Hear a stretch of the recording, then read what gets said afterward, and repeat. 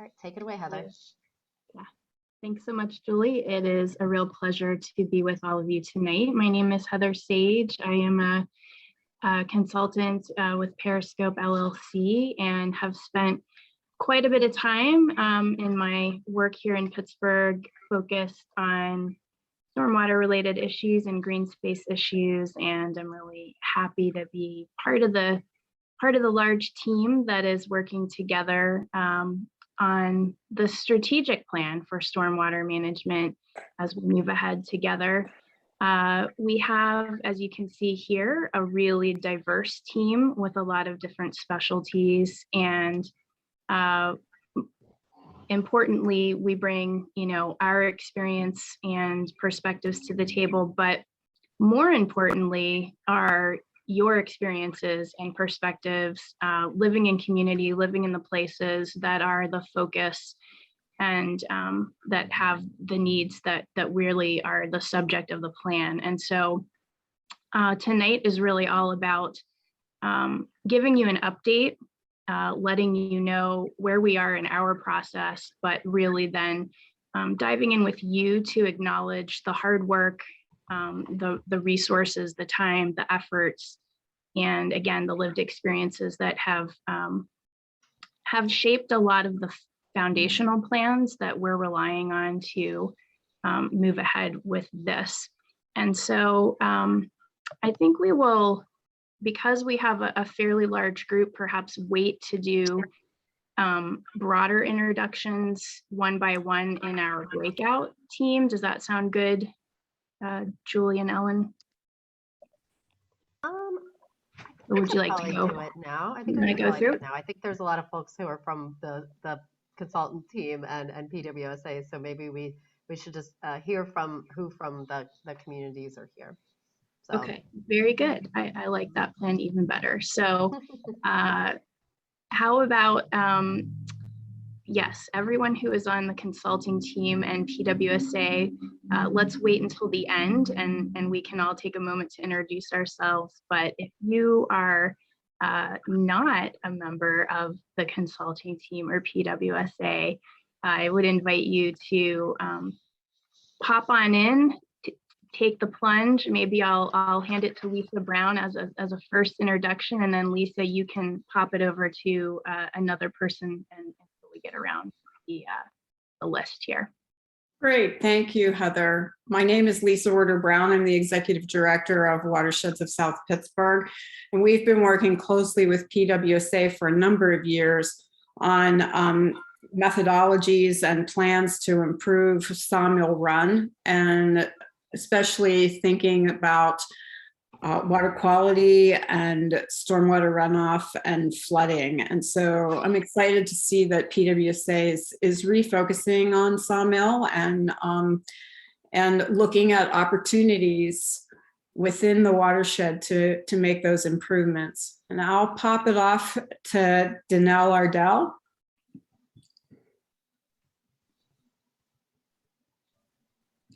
Danelle, are you there? Yes, you caught me multitasking. Yeah, so I live in Mount Washington, and our watershed goes down into Sawmill Run. And so we're interested in doing stormwater projects up here to reduce the amount of water that goes down to the stream.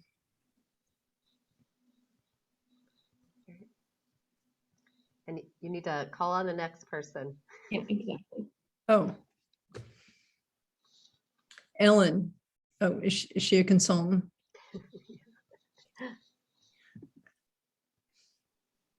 How about we go with Catherine Hunanen? Thank you.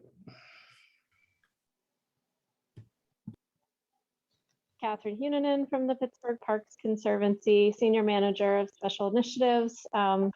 I am also a board member of Watersheds of South Pittsburgh. And as the consulting team knows, there is a master plan for McKinley Park. And we're doing some work in the upper part of the park related to green infrastructure, and excited to think about expanding some of that work throughout the watershed. Thanks. Oh, I'll pop it over to Robin, my colleague. Hey everyone, I am Robin. I am also with the Pittsburgh Parks Conservancy as their ecological project manager. Yeah, I work a lot in McKinley Park and in Emerald View Park. So just like to stay in the loop on what's going on around the watershed in a broader perspective. I will pop it over to Lisa Wilson.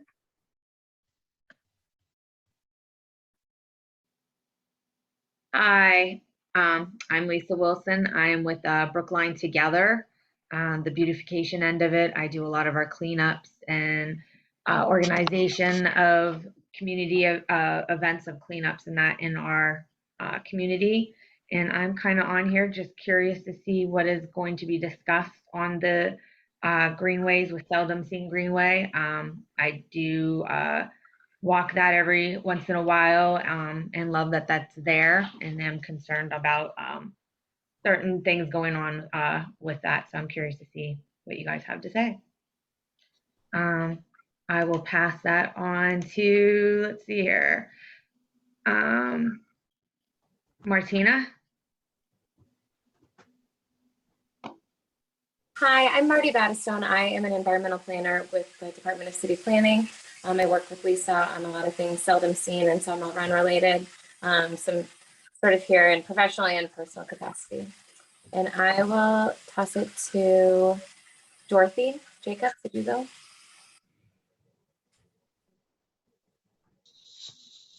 Hi, I'm Dorothy Jacobs. I'm with Interprogon. I'm one of the consultants in the meeting.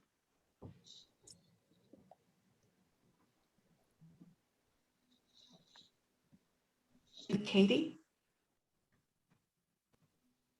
Hi, I'm Katie. I'm a landscape architect in Pittsburgh and also a resident in Castle Shannon. So I am going through this corridor daily and was just interested in hearing what's going on.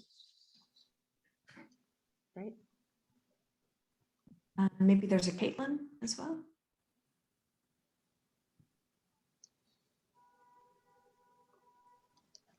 Or Carol? Caitlin Mitchell. Heard you. Caitlin, are you there? Caitlin's my intern. Just so you know. Hi, sorry, I am just a resident of Sawmill Run Watershed right now, just sitting in. Carol?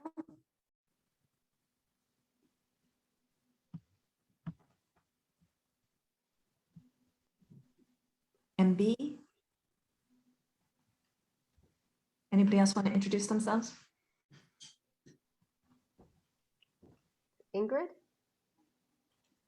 Hi, I'm Inga Pearson. I am also a board member of the Watershed Group and a ecologist with Civil and Environmental Consultants. And I also live in the watershed. Great. And Robin Eng. We got Robin. Oh, we did. Sorry. Thought I was keeping. Brian Jensen.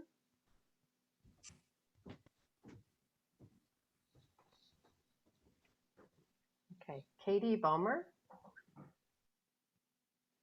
Hi, I'm Katie Bamer. I'm with JMT, and we do some work in the area. So I was just interested in learning about upcoming projects.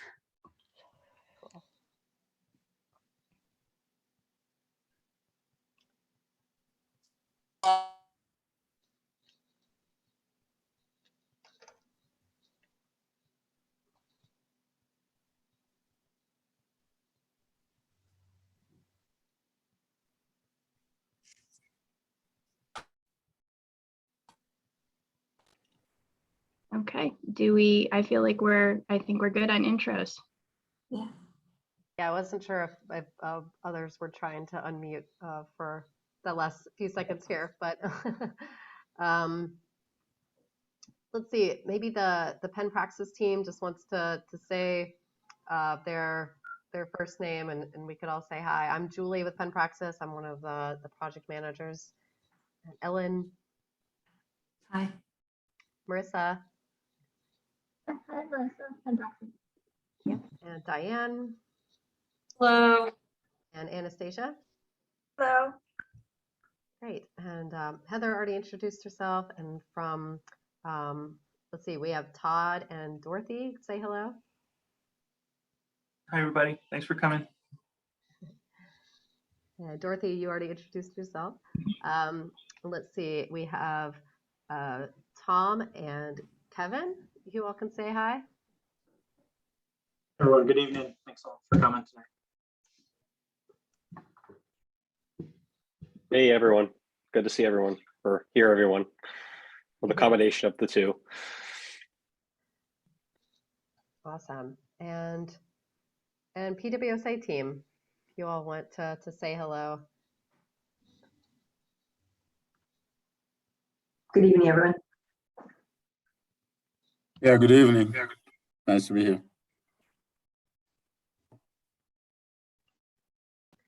All right, definitely unmute and say something loud if we have if you haven't introduced yourself yet.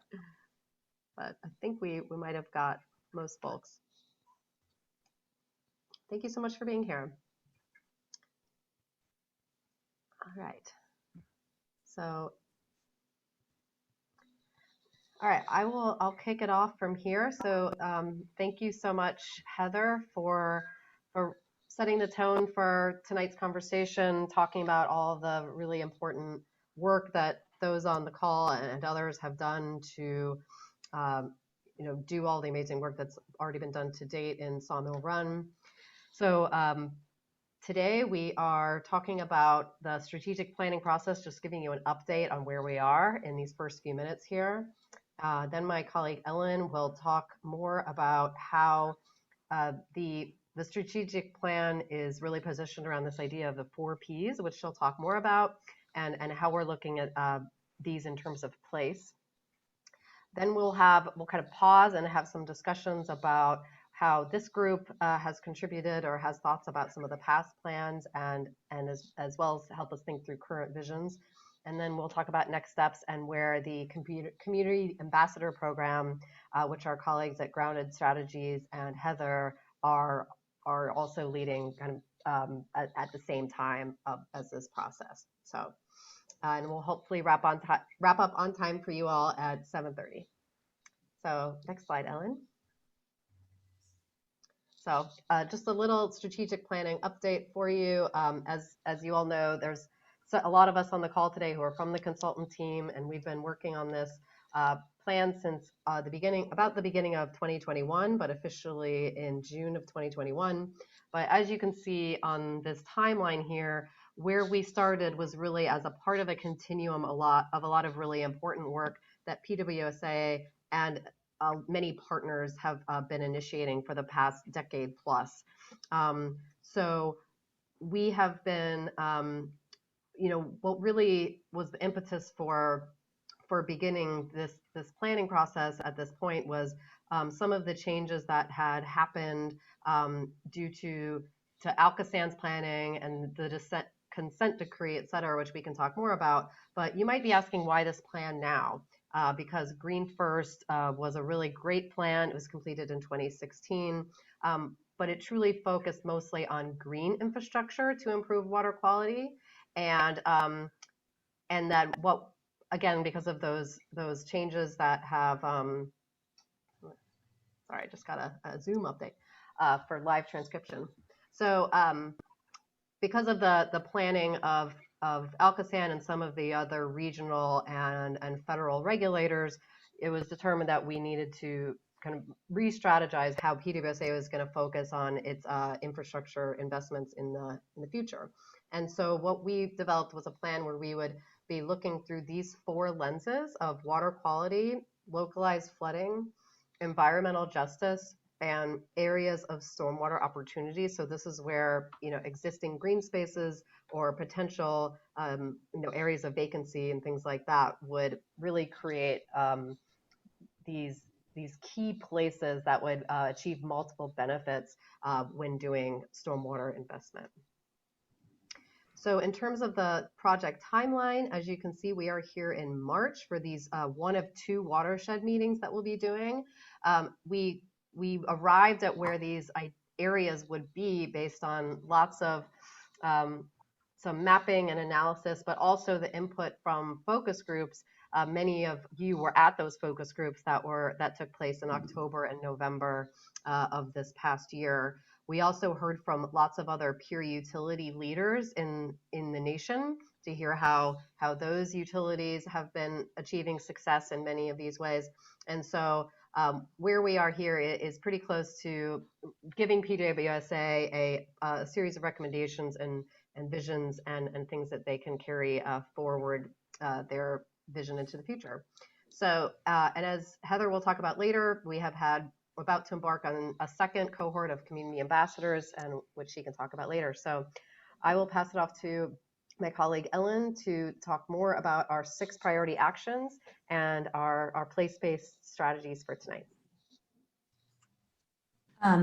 Everything that we've been doing is organized around these top 6 priority actions that we are thinking are the most, the places where PWSA can get the most leverage possible. So analyzing priority areas of investment, defining an investment strategy and illustrating that in a few places, leveraging the stormwater fee impact, establishing guidelines to level of service, which is sort of in advance of having the data to do that more rigorously, but this is more of a top level strategy. How do we approach that problem?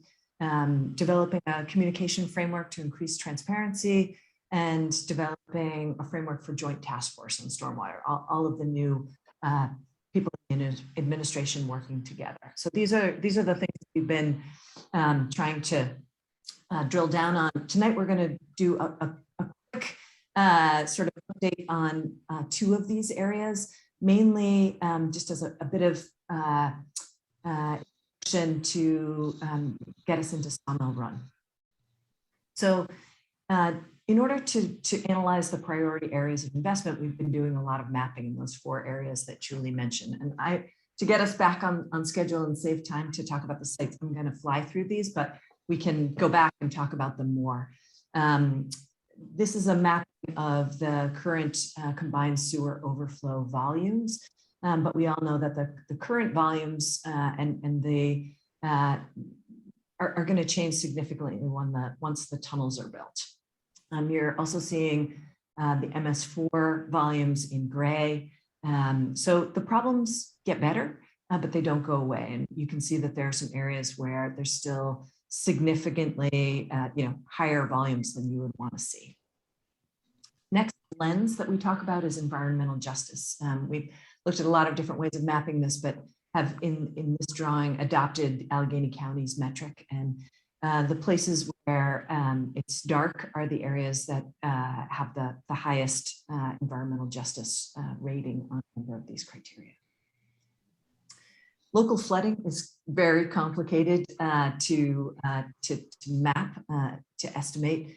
But this is a close approximation based on a number of criteria. And you can see that Sawmill Run, Negley Run, and a few other areas are places where there's a concentration of basin backups and a lot of localized flood. The green infrastructure opportunity areas are places where obviously there's space and you could incorporate much more green infrastructure. So if we look at all of those together, we start to see that certain places are popping up in all 4 maps.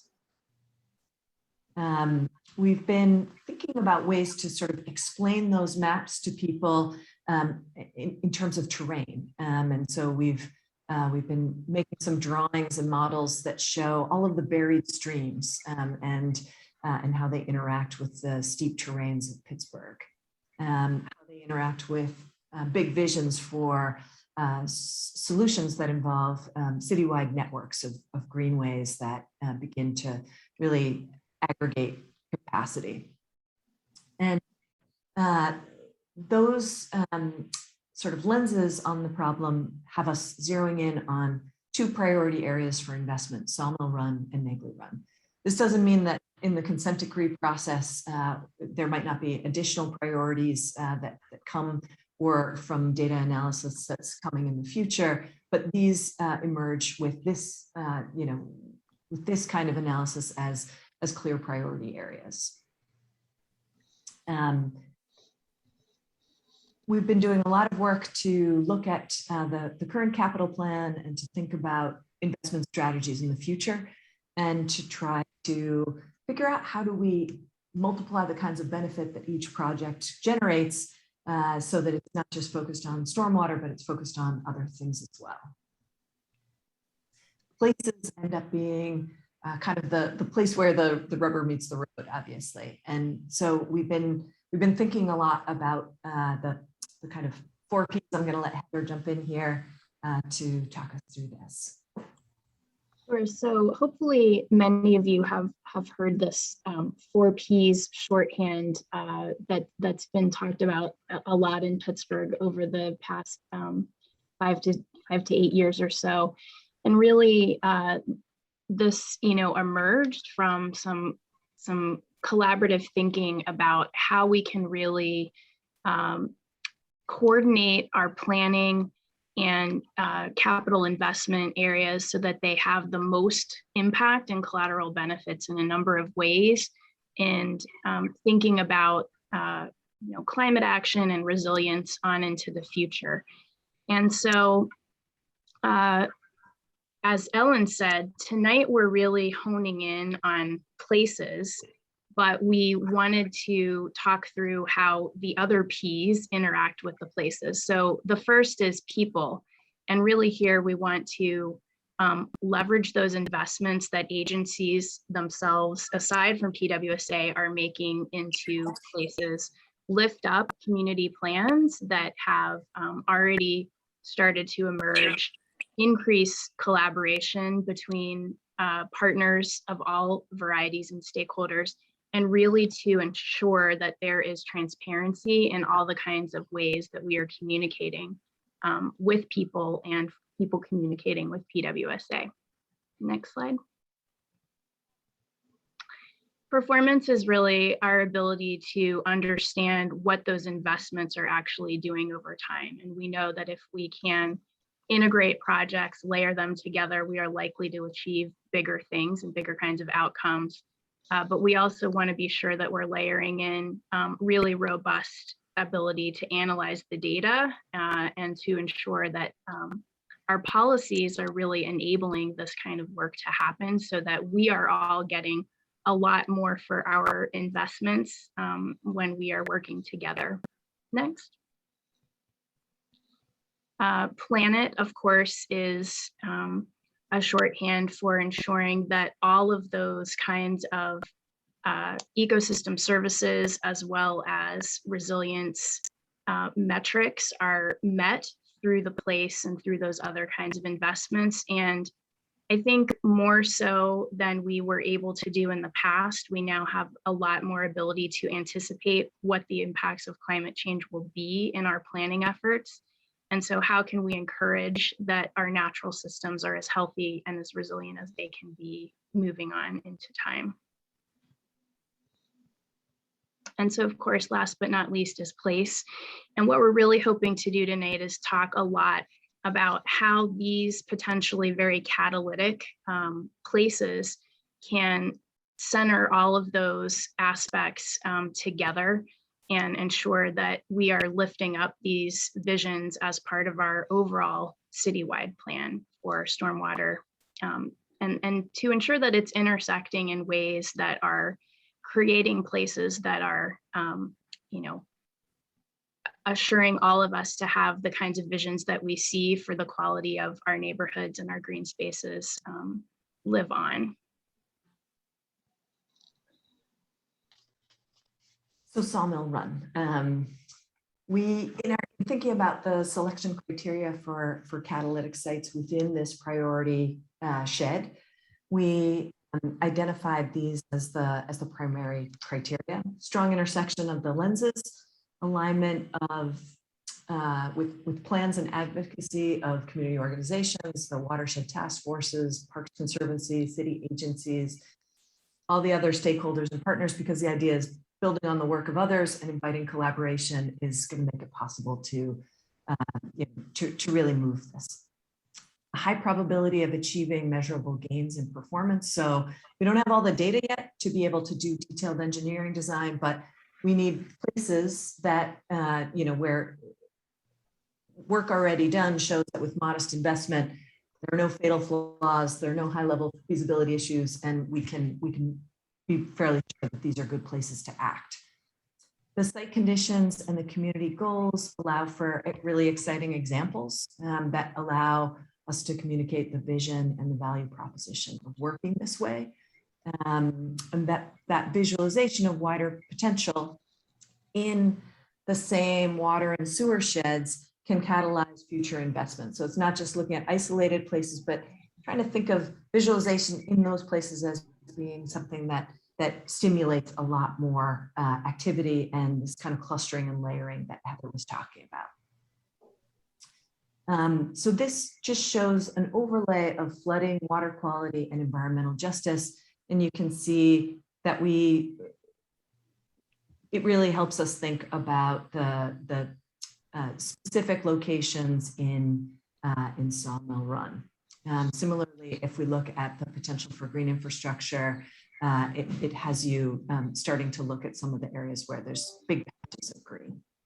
So the sites that we have focused on as potentially the most catalytic in Sawmill Run are Mckinley Park and Seldom Seen. So these are places where there's very highly visible flooding adjacent to Belts Hoover, Knoxville, and Beachview. McKinley's ranked highest among park investments based on environmental justice. There are very large volumes of water that can be managed within public lands. And there's a lot, I mean, we learned all these things from your plans. And so these are sites that seem to really align with the energy that you brought to thinking about the watershed in a systemic way. They also seem like great examples of large-scale ecological corridor restorations, with Seldom as this kind of charismatic gem where people get right in that space of the main stem of Sawmill Run.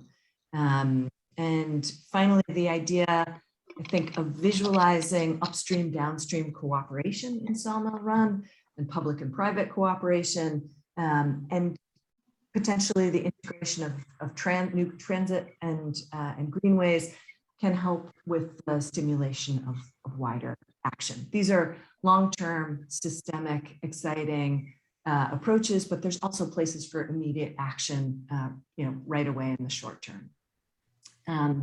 We just wanted to flash through a few things to make you aware that we're aware of the work that you have done in the watershed. So these are important locations. They fit. We haven't highlighted Seldom Seen here well, but you can see how Mckinley and Seldom Seen are part of kind of key knuckles in this greenways plan. And we've been looking at the areas of localized flooding and how to visualize that, and trying to just start drawing so people can understand the idea of buried streams and their relationship to some of these park spaces and the kind of network effect that you get. Ultimately, you'll have things to help critique this drawing, but I think ultimately what we were trying to think about drawing to advance discussion here is a kind of time series that shows some things can happen right away, some things happen in the medium term, and some things happen longer term, but over time you assemble this kind of mighty greenway system with a lot of parts that are managing a lot of water and providing a lot of quality of life and ecosystem service and all the other things we talked about. So this is kind of a first draft of that we are workshopping with you. It can also describe different kinds of interventions. So it needs to be perfected, but we wanted to show you some of the ways that we're trying to do this work. If this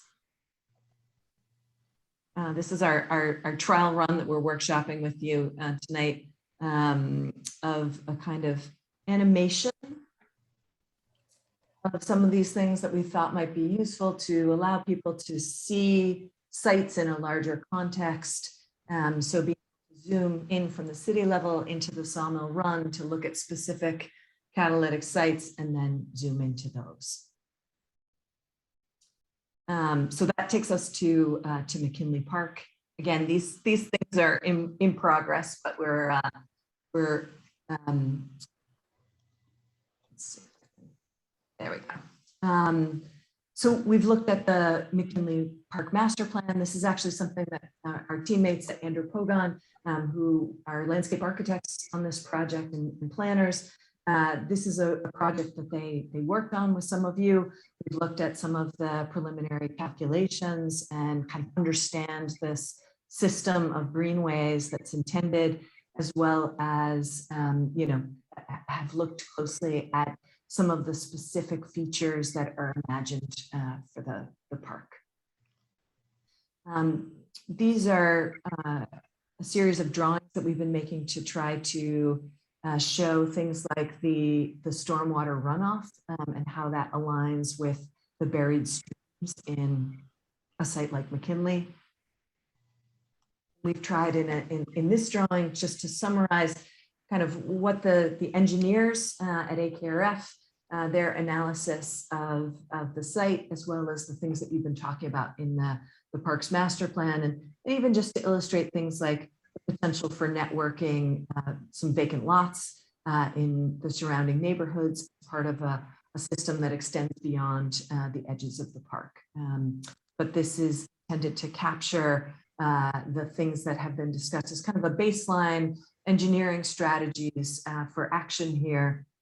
And what we'd like to come back to after we quickly move through Seldom Seen is for you to talk with us about your interests and visions for this.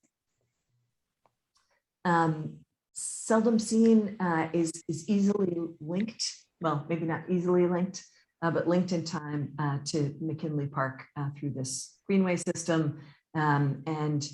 This in December became a city park, which creates some new opportunities for public investment there. And we've been looking closely at this site. These are two large privately owned industrial sites and a major high school. And you can see how Sawmill kind of doglegs here. And this is the current salt shed and public area. That gives you a better sense of those industrial sites. And you can see with very steep slopes how quickly the runoff enters. This stream has shifted over time. There have been communities there that have moved, but overall there's tremendous potential to think about integration of these neighboring sites and a dramatic improvement of the public use of the area that is sort of the entrance to the gorgeous tunnel into the space of Seldom Seen. And this is our summary of the engineering strategies that seem appropriate for this site and that have been discussed. But here again, we're really, really excited to hear more from you. So what do we think about the numbers of people here and whether we should break out or whether we should work in one room? I think we should all stick together. I think there's just enough folks. So I think that we could have a good conversation with the fall staying together, and then we can all hear the conversation. So okay, yeah. Great. So we're super aware that many of you are experts in these two sites and have been working on them for years. When we look at some of the past plans, we're able to understand, but we also know that current community visions and the next thing that you're planning to do may be less visible to us. And what we would love to hear from people is what you would like to see happen at McKinley Park and Seldom Seen.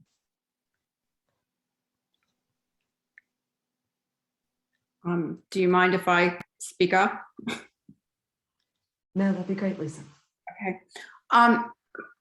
One thing about McKinley Park, there are a couple things that I recall from, when I first started working in the watershed, McKinley Park was one of the first places I visited, and they were working on the master plan at the time. And I remember that part of that master plan, there was sort of an addendum to that plan that Fafman and Andropogon had worked on, and that was the Haberman corridor. And I was wondering if in the work that you guys are looking at, if you're including the Haberman corridor in that, you could see it right there. And if you're including that in your sort of, yeah, we want to do something here, because to me it seems that that's a prime opportunity to first of all to capture a lot of stormwater runoff, and also to bring value to a neighborhood that has experienced a lot of disinvestment. That's great. That's a perfect kind of thing for you to nominate for us to pay attention to as a desire. Yeah, I just think that it offers such a rich opportunity, and as far as seldom seen is concerned, you know, I'm sure you are aware that DPW is planning to replace the salt dome with a new and improved salt facility, and I just think that I've raised my concerns about that, and I think that would be a very poor use of that parcel. Just letting everybody know.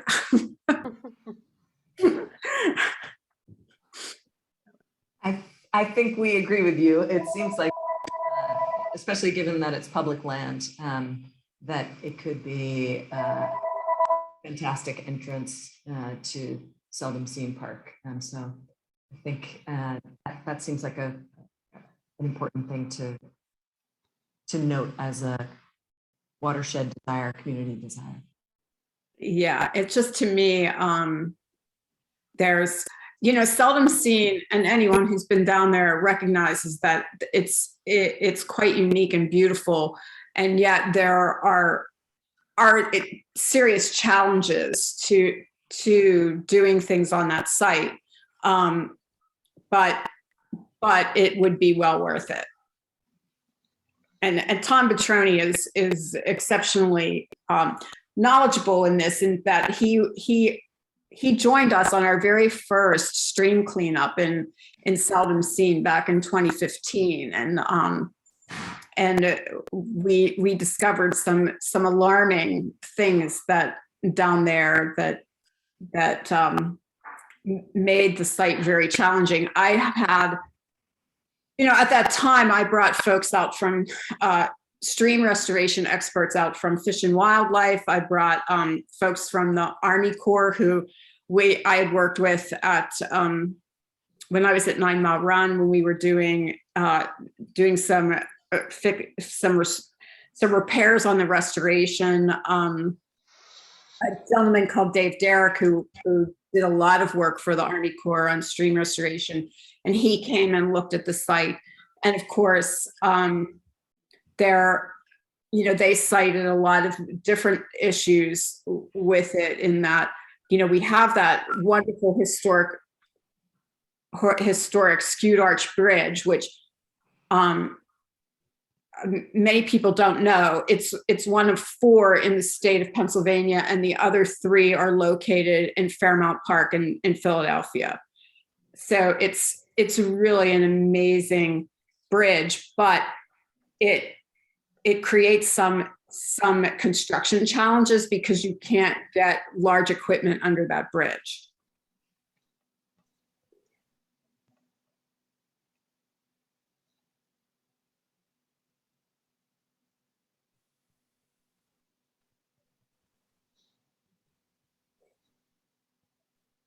Anyone else want to jump in with some things that are really important to you here, things you think we should be attending to?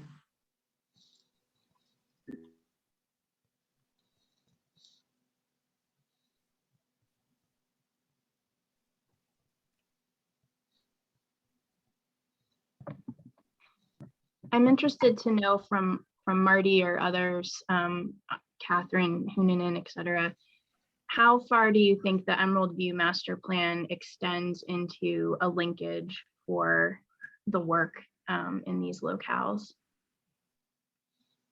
Or any of the work that's been done around AMD and that type of thing?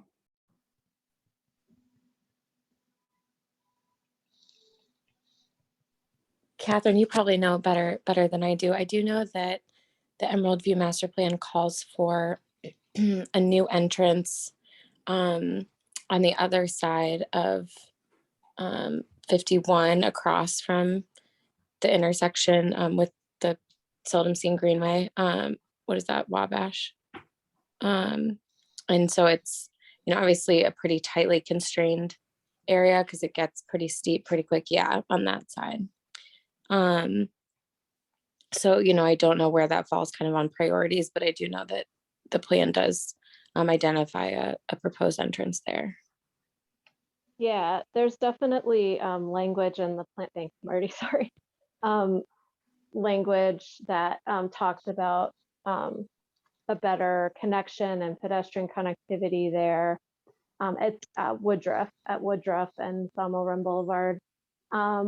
As far as the AMD work in the Emerald View Park Master Plan, it really only references the past kind of monitoring work that was done and that it is present. But the plan does not go into detail as far as some kind of treatment and conveyance down the hillside. Just with the scope of the plan, they weren't able to kind of address exactly what the next step should be there. As far as, stormwater recommendations, there are some very high level kind of recommendations about retainment instead of infiltration and whatnot because of the steep slopes, but it's very high level.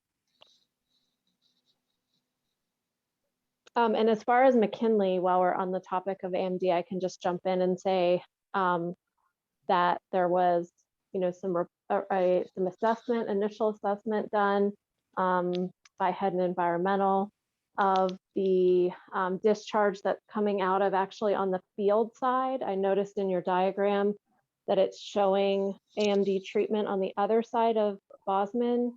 I'm not sure if that sort of is intended to capture both AMD that's coming out of that hillside as well as on the side with the fields.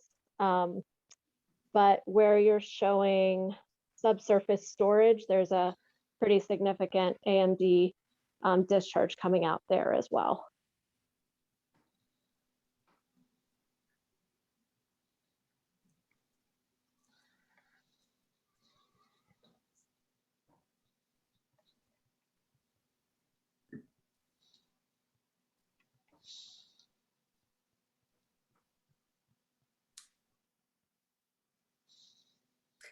I just wanted to address two other things when you were talking about other plans. I know that you're familiar, especially with PWSA and the Integrated Watershed Management Plan for Sawmill Run that we've been working on. And, we're re-engaging the communities in that process to hopefully create a, strong agreements around improvements in the stream and how those improvements can happen and how communities can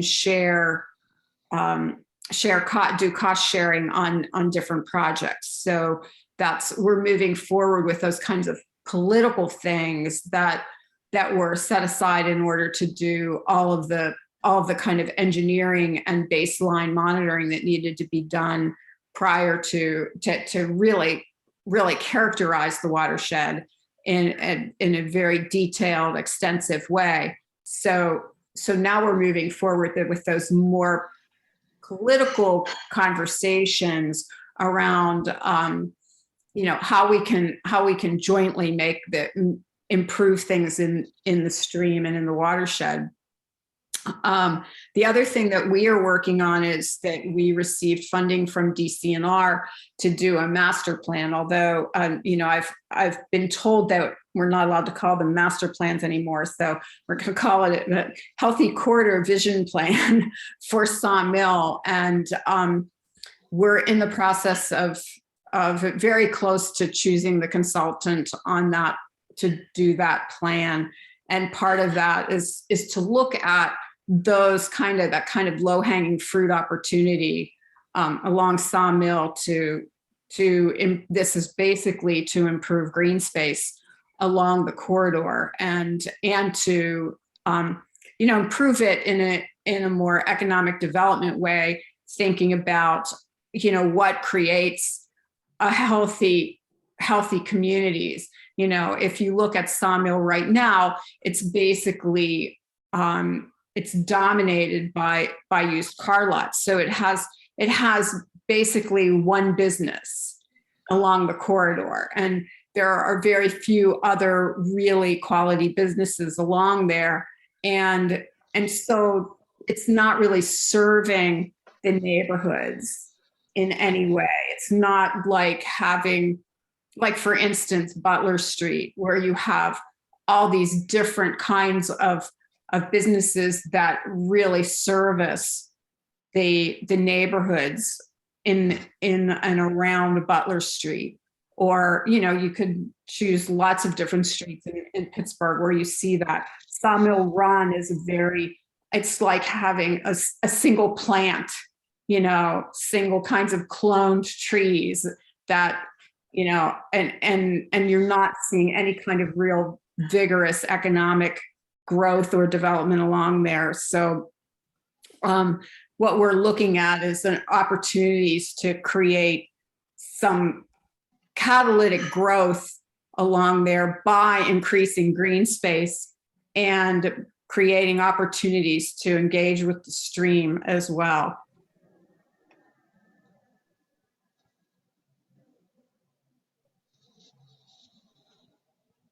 That's great to hear about, Lisa. I know that you said you were close to choosing a consultant, but what's the overarching timeline for that work?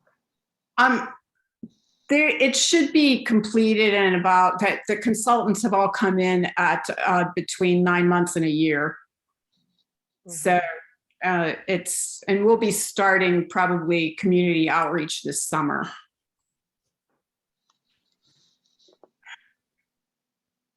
That's really helpful to know.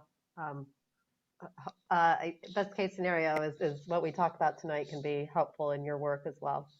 Absolutely. As I was looking at your slides, I was really very excited to see that there's going to be such a great synergy among all of this work that I think that finally Sawmill Run is going to attract the kind of attention and funding that it so desperately needs.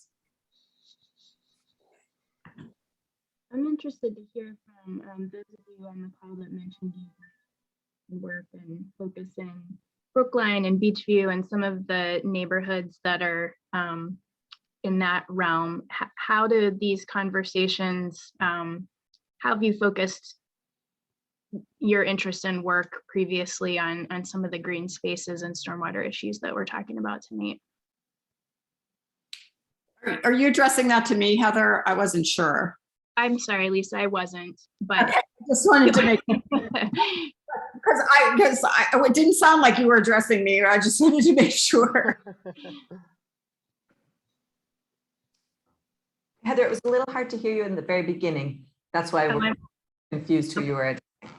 I apologize. Yeah, I just was interested to hear from some of the folks who identified themselves as either living or working in Brookline or Beachview or some of the neighborhoods that are in that neck of the woods.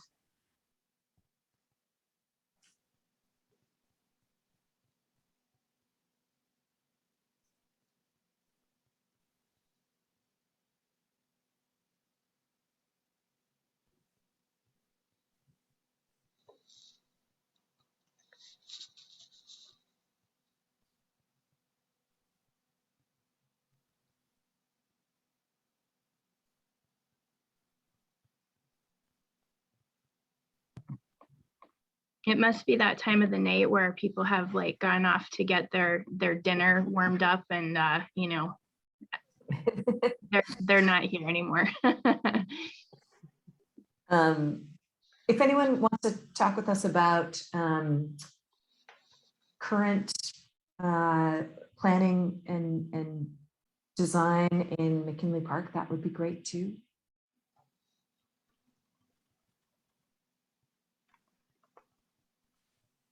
This is Inga. I have a kind of a specific question about McKinley Park. What are you planning to do with the drainage that goes from Bousman Street down to Sawmill Run? There's a big inlet that is always full of trash and debris. How is, I see the bioswale and the bioretention, but I'm not seeing the channels. So I was just curious as to what the plans were for that.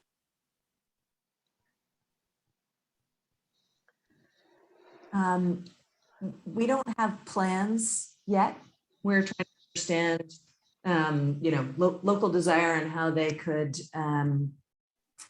be incorporated into plans. We're trying to understand current thinking here. These are more engineering strategies that we have kind of pulled out of plans and talked over with Tom and Kevin. I think everyone who has talked about this area talks about how the street becomes, you know, a sluice, and that the minimal channel that's there now is not helping. So the one thought is, you know, that something that feels like a very, very big bioswale, an additional bioretention that might be visible on 51 as well, could be a part of, you know, a series of measures that would improve that. I don't know if others on the team want to jump in. But if you have specific you know, recommendations for us that you want us to wrestle with, we're really happy to hear about your take.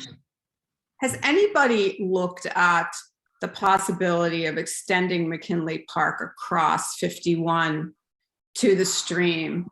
You know, there's the red, white, and blue store at the base of Bousman, and then there's some empty warehouses that were the I think they were owned by the United States Army at one point. And there's a bridge that's out. So there are houses on the other side of the stream that are basically cut off from 51. And I do believe that most of them are vacant, and they have, at least some of them are owned by the city. So has there been any kind of thinking that, you know, there could be a bridge across 51 from McKinley to then embrace the stream and that area on the other side of the stream as part of McKinley Park?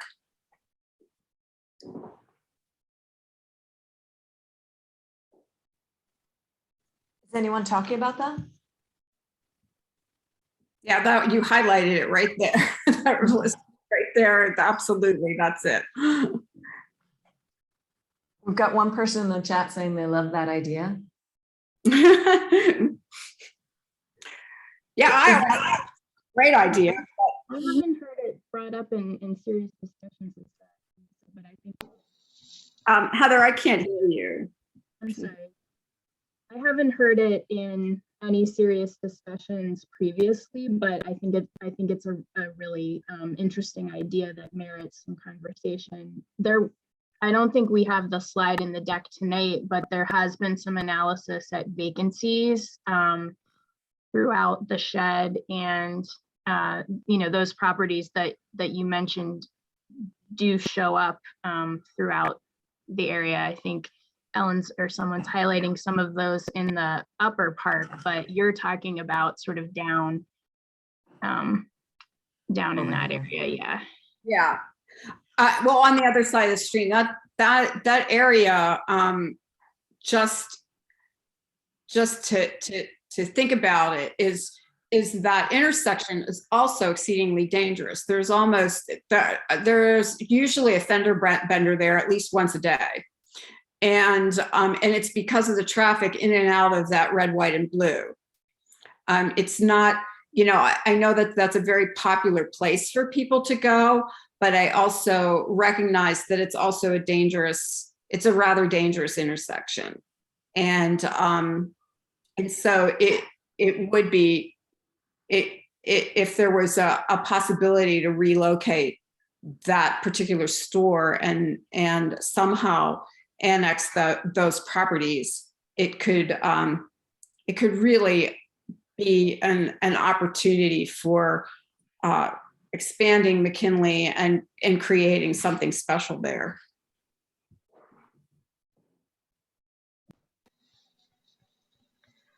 Lisa or others, just when you are imagining what that would look like on the other side of 51, does that feel like it's just kind of more green space and just kind of open or passive, or are you imagining something that's a little bit more active?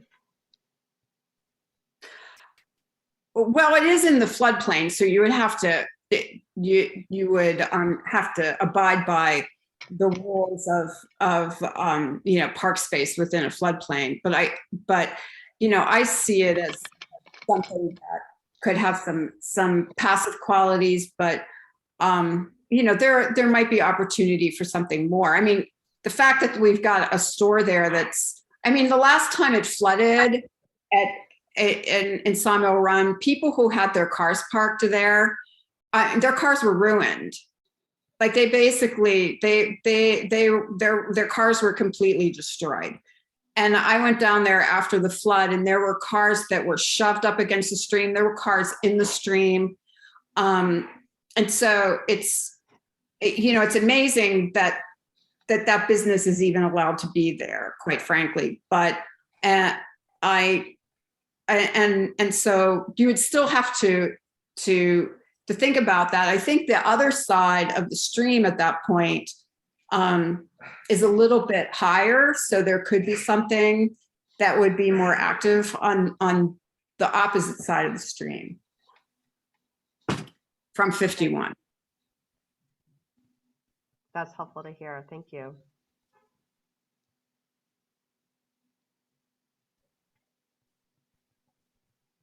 Anyone else have any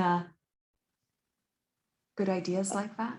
I guess I just wanted to chime in and say, back to the issue of that retaining wall in the field where you're showing subsurface storage. That area, and really that whole sort of active recreation side of McKinley in the master plan, is a high priority area for looking at reinvestment. That field is unusable currently because of the drainage coming out of the hillside and the damage that's been done to the wall. And when we're talking about, like the 4 Ps and sort of managing water while also bringing about sort of the other community benefits, I think that would be an area of opportunity to really engage. I mean, there's no one on this call, unfortunately, that's representing those communities that are adjacent to the park. But having a community conversation about a vision for that area, the master plan has a very high level vision. However, that community process happened a number of years ago. So really trying to understand what the recreational and community needs are that could also be met by a redevelopment and stormwater management system there would be awesome. Would you guess that is the sort of highest priority based on desire for community residents? I mean, I don't want to be the one to speak for the community organizations. I would much rather have them speak for themselves. We do hear it as a high priority. I don't feel comfortable saying it's the highest. If my colleague Erin is on the line, she might be able to chime in a little bit. We've been doing a lot more engagement with those community groups lately regarding the project that's happening in Upper McKinley currently. Yeah, I'll just add, this is Erin. This is the colleague. I would say it's one of the highest priorities. I again, same as Catherine, I wouldn't want to speak on behalf of the community and say that it is the highest, but it is definitely one of the top things we hear about regularly. Oh, okay, you're doing a project in Upper McKinley. Well, when are you going to fix the lower part of the park? And when are you going to fix that retaining wall? I mean, parts of the lower part along Bassman are unusable because of the lack of drainage. So I would be comfortable saying it's a top priority, but I think that Beltsuver, Knoxville, Urban Kind, all those different stakeholder groups would need to be engaged to have that conversation. Erin and Catherine, are you aware of what some of the work that happened with community groups with the Penn State Center and the Urban Kind a few years back yielded for not only the active recreation area, but the hill, the forested hill and the grassy hill that is on the other side of Bousman that's shaded in pink on the map here? I am not aware of that work. Okay, that might be something that we want to revisit as well, to just check back with the Penn State folks. It's been a while, but they did do some work with the community around those areas too. That's been quite a long time, Heather. But I do think that David worked on that. He did. Yeah. Great. Hi, this is Inga again. I don't live in that community, but I drive through there quite often. And I know every morning that I drive through there, I see several people utilizing the walking track on that field. So I know that that's used a lot.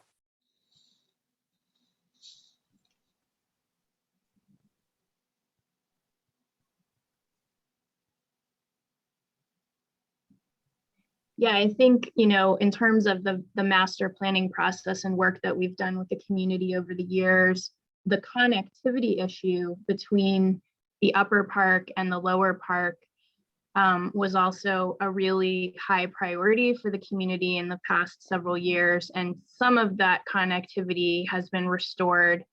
And so being able to actually utilize that more active recreation area is more possible by a wider swath of people now. But Erin or Catherine or others, how much does the connectivity still remain a barrier for the neighbors in Knoxville and Beltsuver in particular?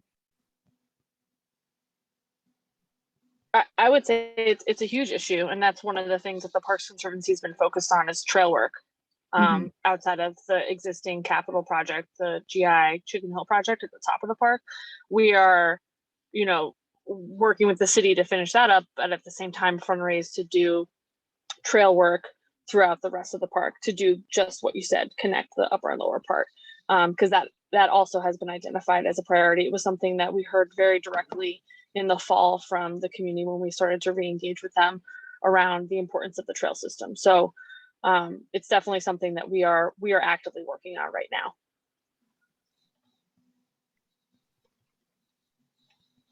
Will the trail work involve, major measures to stabilize slopes?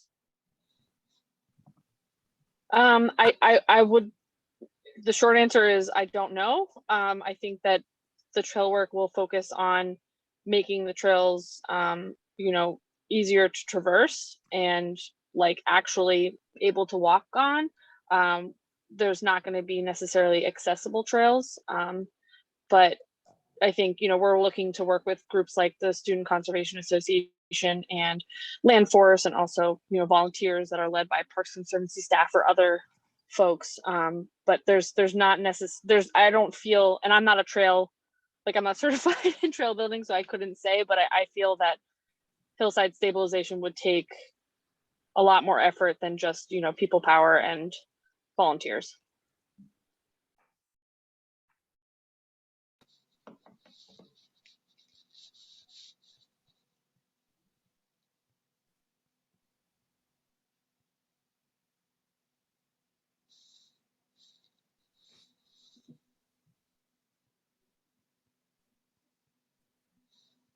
Any other, you know, things that you're really excited about in either of these sites or want us to know about as issues?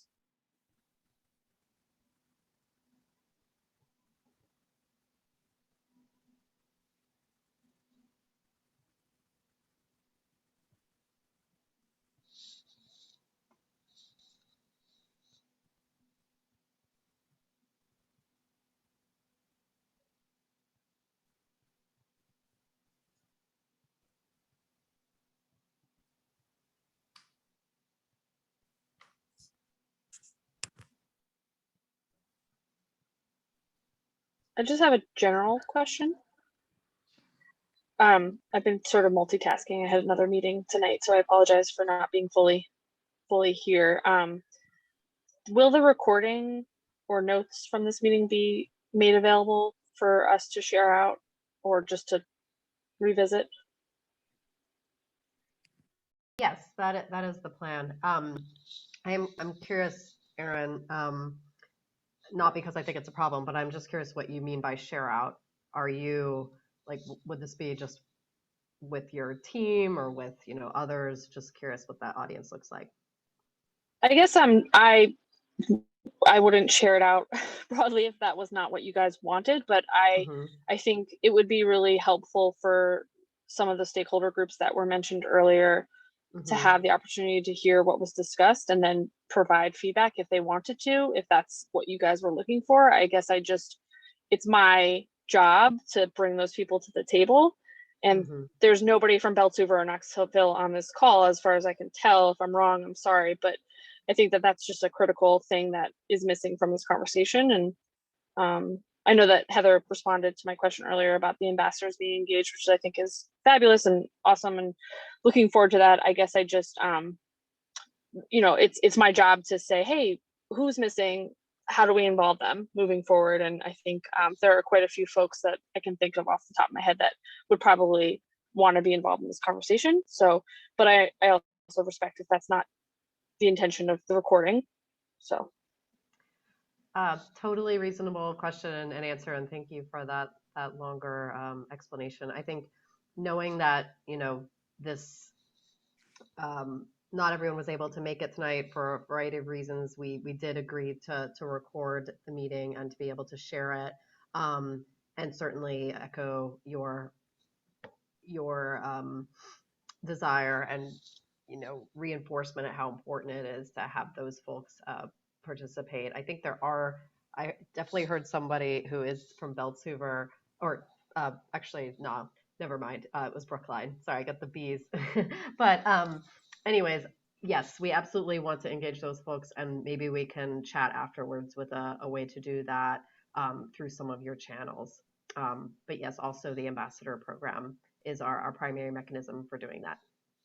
Yeah, and I just want to add, I'm not trying to be a pain. I'm here to support and help. So I'm here to. I would love to talk with you after the fact and see how we can connect. I mean, we're going PPC. There's a PPC staff person at each of those community meetings, and then some. And we're engaging on a variety of different levels. And there's a lot of programming happening in McKinley this year. So consider us a partner in engagement around, you know, this work. Amazing. Thank you so much. And glad you were able to be here tonight.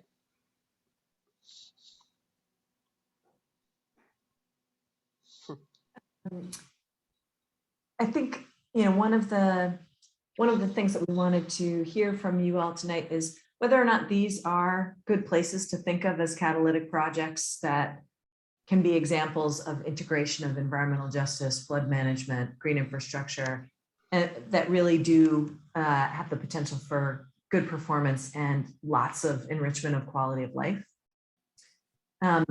If you do think that, that's great. That means that we did a pretty good job of you know, reviewing your past planning efforts. But if we didn't, we'd love to hear that too. If there are other projects that you think do a better job of integrating those things, which are really sort of the top notes of the strategic plan approach that PWSA is working on.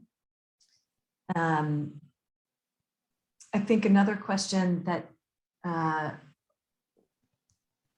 the last question raises for us is just, you know, this phase of the work is nearly complete, and Tony's from PWSA is going to come on and talk a little bit about all the other planning efforts. But just trying to think about, we've been discussing with PWSA, how much do we visualize in these sites? Are we trying to, you know, do some of the work that these drawings that we have in progress that are trying to explain how Sawmill Run is really an amazing, you know, location to talk about multiple neighborhood projects coming together in something that, you know, creates an incredible systemic, you know, shift in mobility, shift in green infrastructure, shift in quality of life. We're probably not able to get to a kind of, you know, fine-grained visualization of a set of design moves in these sites, because there is a limited amount of time in order to engage people on the ground. So I think it's really helpful for us to hear from you also about what kind of visualization of these places supports your work and helps to explain to people, you know, this kind of the larger ideas of the plan. Are we adding anything to the kind of visuals that you have been producing in many different planning works? Are there things that we could adopt and incorporate?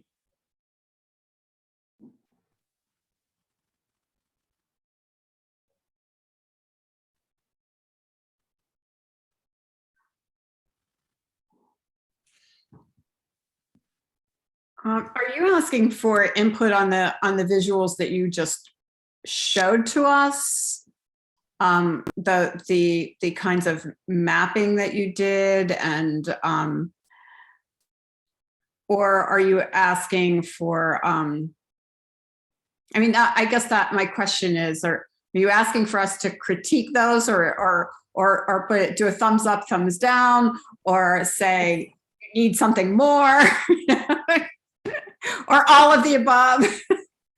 We'd love all of the above, and if motivated people like you want to actually mark up the drawings, you know, or that's great. We would love to hear from anyone who has ideas about what is helpful, what is not helpful. But I think so. Yes to everything that you said, but I think we're also thinking about, you know, within the scope of this planning effort, which wraps up at the end of June, there's a sense of, you know, we have imperfect data. The data won't be coming for a while.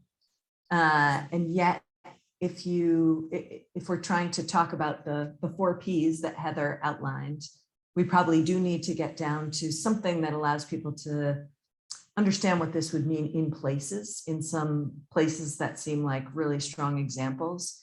And so trying to think about what kind of, you know, visuals allow people to think about the kind of transformation of these sites without putting the cart before the horse in terms of, you know, surprising people in communities who feel they weren't engaged in a detailed conversation, so keeping things higher level. Well, picture other than a salt dome next to seldom seen, anything would be would be really something. Just, I think, those, and you've got Andrew Pogon on your team. They do great visuals, and so I think that having them do at least some renderings that show show people engaging with the stream or engaging with with some green space, additional green space, or in among some green infrastructure. Those are, I think, always captivating.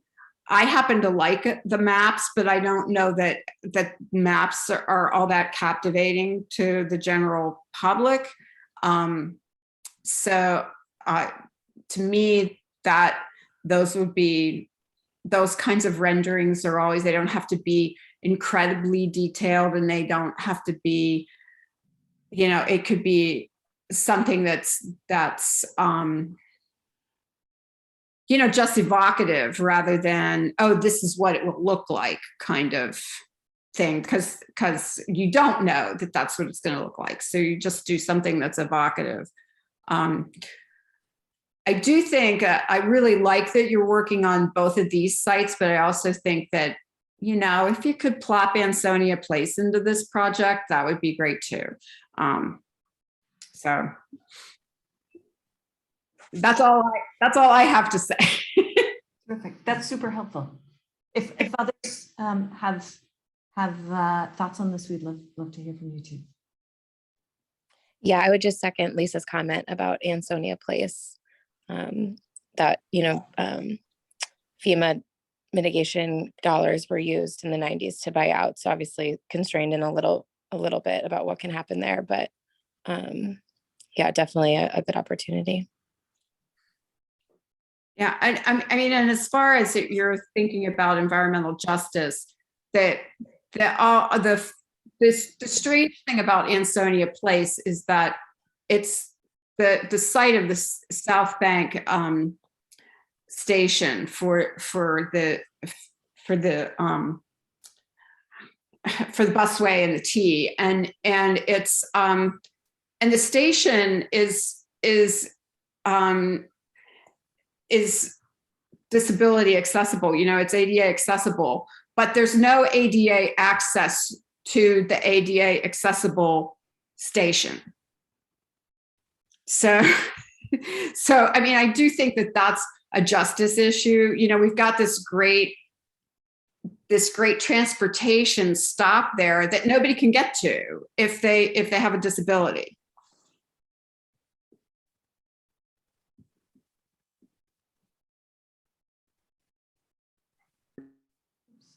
I think that intersection of transportation related issues and other kinds of investments, I mean, it's thorny and challenging, as we've seen play out in 4 Mile Run and other locations. But I do think that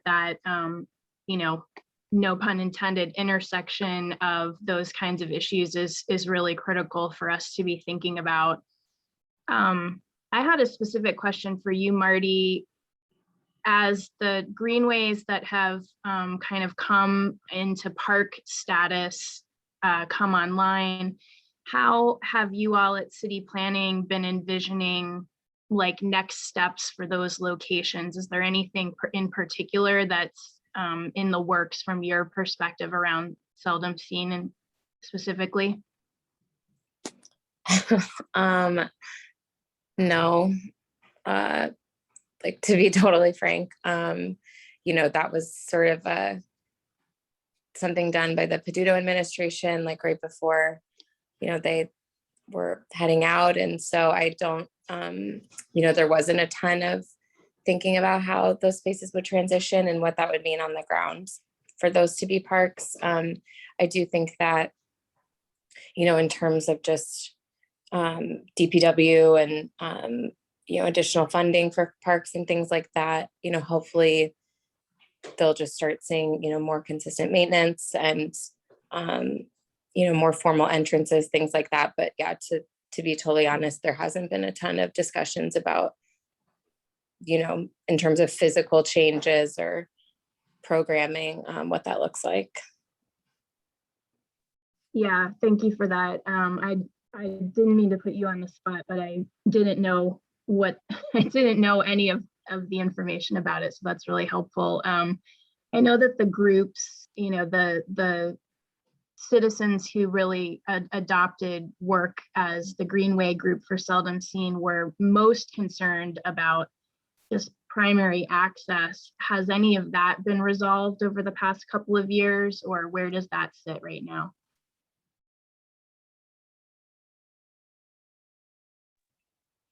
You mean the like the entrance off Sawmill Run? What do you mean primary access? Sorry. Yeah, I'm sorry. Like, yes, the sort of from, from where people enter at the couple of different parking spots that already exist. Just various safe access points. Again, I mean, it's sort of in DPW world now, that they're parks. I think, as Lisa has mentioned, the Salt Dome is going to be redeveloped, and it's pretty unfortunate that there isn't enough. I'm gonna choose my words carefully. It's unfortunate that it's not going to be converted into green space and help really flesh out that entrance.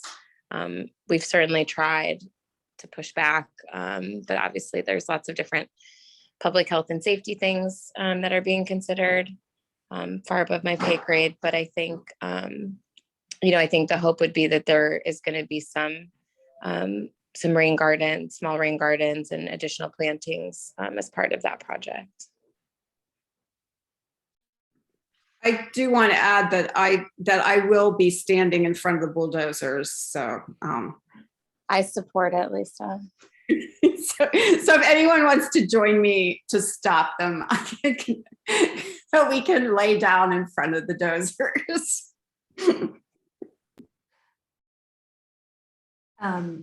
Thanks so much for all of the. This has been a great infusion of learning for us, and we recorded so that we would do a better job of being able to capture all the detail in what you offered us. If you have more things that you weren't able to get in, please do email us. We'll put our address in the chat, but just to make sure we get everyone out on time who wants to go, we'll just touch back here with next steps. Heather, can you do this quickly so we can give Tony a chance to get a word in edgewise? I will do it very quickly. Can you hear me? Yes. Okay, good. So you may have heard us mention the ambassador program a couple of times. It's exactly what it sounds like. There are community members that we've invited to apply for some financial compensation to be really active pillars within each of these neighborhoods and communities that have been identified throughout the planning process as those kind of critical nexus points of the multiple lenses that we're using through the process. So a first cohort of 6 or 7 ambassadors had gotten started back in the fall, the late fall, to focus on some of the traditional areas where PWSA has already been making capital investments at some scale around green stormwater infrastructure.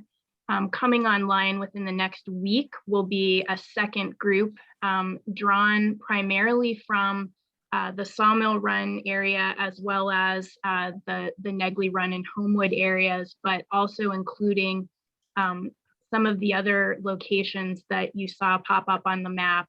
And our intention is that within that kind of place-based focus, there will be much more granular level conversations between existing community groups, such as the watershed task forces that were stood up in a few of the priority watersheds identified over the past several years, and any of the groups that we heard mentioned tonight that are missing, any and all. And so while this broader meeting has taken place with all of you, and a second one will be happening focusing on the Negley Run area next week, the ambassadors, after they've gone through their initial couple weeks of training, will be reaching back into the communities to facilitate some additional conversations and input around the kinds of questions that we've been exploring with you tonight, and really trying to make sure that the framework of communication that we recommend as part of the plan lifts up the kinds of imagery and principles of communication and participation that we would really like to see integrated into future work that happens around stormwater management.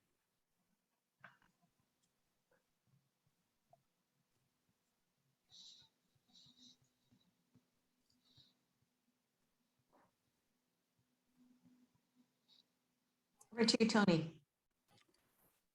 Yeah, so one of the reasons that we wanted to at least provide some context to people on this call especially, and some of you may have heard this spiel before, but a lot of what we're trying to do, this particular project might end in June or July, but a lot of what the concepts are, and that's why we called it a strategic planning, a lot of what the concepts are carry on even beyond that. For example, some of the projects that we're showing are going to require some more detailed modeling to come up to get a better sense of what level of service, what rainfall levels we are able to control and provide conveyance for. And if we need to do storage, provide storage for. And those things tend to change the actual size of projects, the actual scope of projects, and the actual cost of those projects.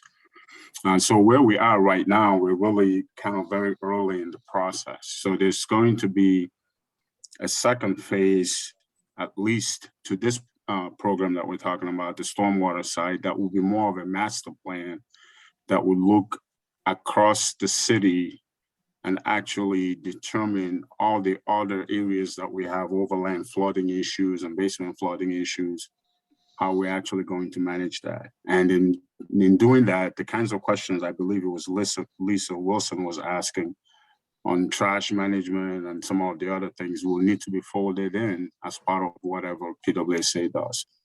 In addition to that, PWSA also has responsibility for combined sewer overflows and sanitary sewer overflows that we also need to understand where those are going to be located. We're currently working with the DEP and EPA and Department of Justice to come up with a consent decree similar to what Alcosan has.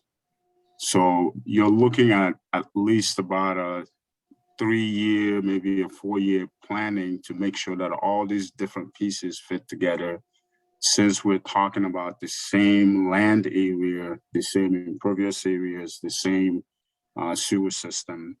And so we need to do the planning for combined sewers, separate sanitary sewers, and storm sewers. So that's just to kind of give you context about what all is going on behind the scenes. This is really just, this is one aspect of what is at least 2 other aspects that's going on.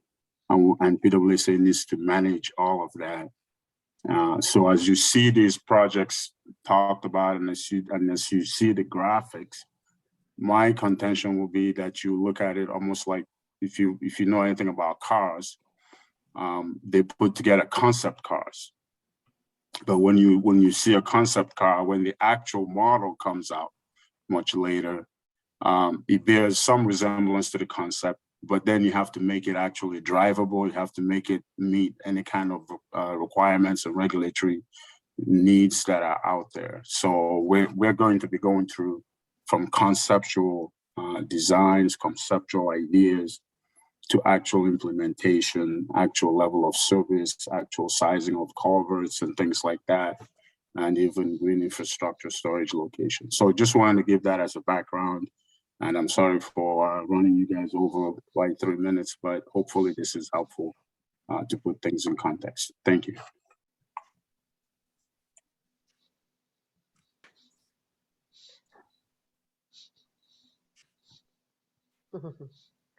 Thank you so much, Tony. Running over by 3 minutes is not so bad, but really wanted to thank you all for joining us tonight. I don't know, Ellen, if you wanted to say any more words, but we will, as we said a few times, we'll certainly be able to circulate the recording and on the deck to those interested, and look forward to having future follow-up conversations with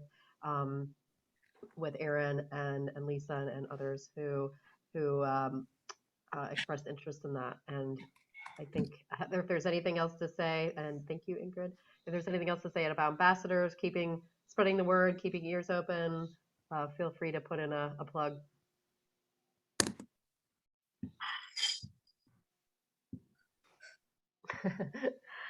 So thank you all for joining us, and have a wonderful night. We'll be in touch. Thank you. Bye. Appreciate it. Bye. Thanks, Tony. Seth, thanks all. Good night, everyone. Team.